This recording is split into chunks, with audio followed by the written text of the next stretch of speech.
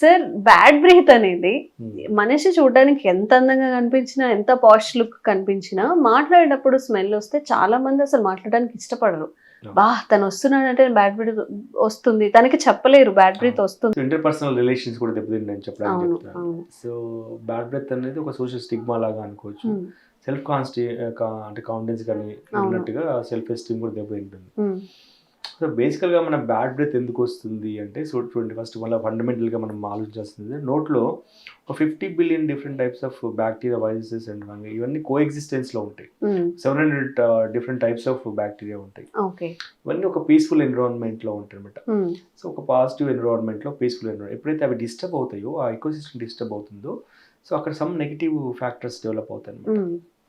So ఇది బేసిక్గా ఫండమెంటల్గా మనం అనుకున్న తర్వాత, సో బ్యాడ్ బ్రెత్ అనేది లోకలైజ్డ్ రీజన్స్ అంటే సరిగ్గా బ్రషింగ్ చేసుకోకపోవడం వల్ల, Hmm. ఎస్పెషల్లీ బాగా జంక్ ఫుడ్ తినేవాళ్ళు, high rich carbohydrate rich food తినేవాళ్ళలో ఓకే. కూడా ఈ బ్యాడ్ బ్రెత్ చాలా చూస్తుంటాం. Hmm. సో ఎక్కువైతే సరిగ్గా మార్నింగ్ అండ్ నైట్ బ్రషింగ్ చేసుకోవడము సరిగ్గా చేసుకోకపోవడం,